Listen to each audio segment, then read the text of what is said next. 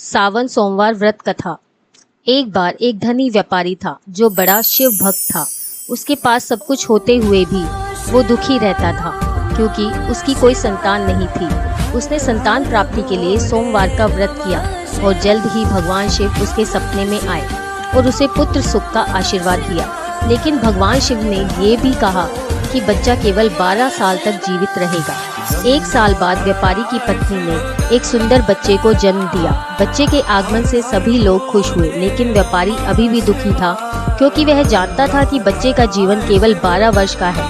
बच्चे के जन्म के बाद भी व्यापारी वैसे ही सोमवार व्रत करता रहा। उसने गरीबों और जरूरतमंदों को कपड़े बांटे और खाना खिलाया। जब बेटा 11 वर्ष का हुआ तो व्यापारी ने अपने लड़के को उसके मामा के साथ काशी भेजने का निर्णय लिया और साथ ही पवित्र ग्रंथों का अध्ययन करने और 1 वर्ष तक पूजा करने के लिए कहा। मामा भांजा दोनों काशी के लिए निकल गए। व्यापारी का बेटा और उसका मामा एक राज्य में पहुंचे जहां राजकुमारी का विवाह समारोह हो रहा था। राजकुमारी की जिस लड़के से शादी होनी थी उसकी एक आंख खराब थी। दूल्हे के माता पिता राजा को सच्चाई बताने के लिए तैयार नहीं थे और वो विवाह समारोह के लिए एक ऐसे लड़के की तलाश कर रहे थे जो उनके बेटे की भूमिका निभाए। दूल्हे के माता पिता की नज़र व्यापारी के बेटे पर पड़ी और उन्होंने उससे अस्थायी दूल्हा बनने के लिए कहा। काफी देर समझाने के बाद लड़का नकली दूल्हा बनने के लिए तैयार हो गया। इस तरह से राजकुमारी का विवाह धनी व्यापारी के बेटे से संपन्न कराया गया। दुल्हन अपने सुंदर पति को देखकर बेहद खुश थी।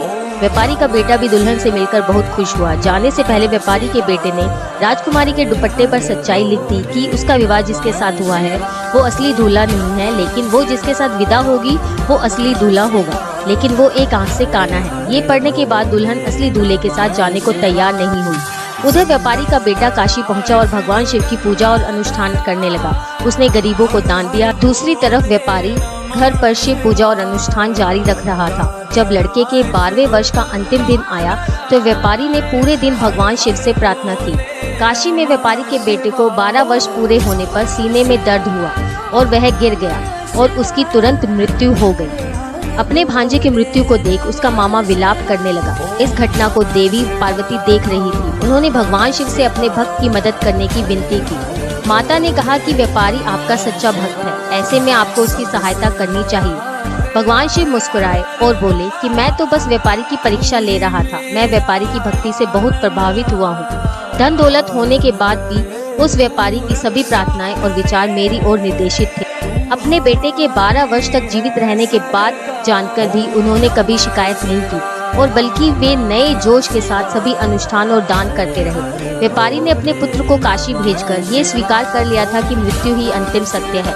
उन्होंने दैवीय इच्छा को तुरंत स्वीकार कर लिया और मेरी पूजा जारी रखी और सोमवार व्रत करता रहा। अब मैं भला ऐसे भक्त की सहायता कैसे नहीं कर सकता।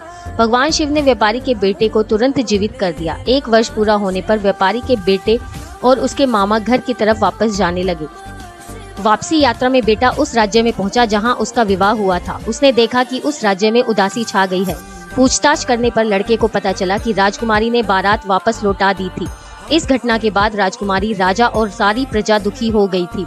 जल्द ही लड़का महल पहुंचा और राजा को उसने सब बता दिया। अपने पति के आने की खबर सुनकर राजकुमारी कमरे से बाहर निकली और उसे देखकर बहुत खुश हुई। जल्द ही राजा ने व्यापारी के परिवार के पास दूत भेजे और वे सभी राज्य में पहुंचे।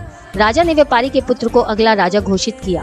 देवी पार्वती जो ये घटना देख रही थी, उन्हें एहसास हुआ कि ये सारी संपत्ति, राज्य और खुशी व्यापारी द्वारा किए गए सोमवार व्रत का परिणाम थी। अतः जो व्यक्ति सच्चे मन से सावन सोमवार व्रत करता है उसके जीवन के सभी कष्ट दूर हो जाते हैं।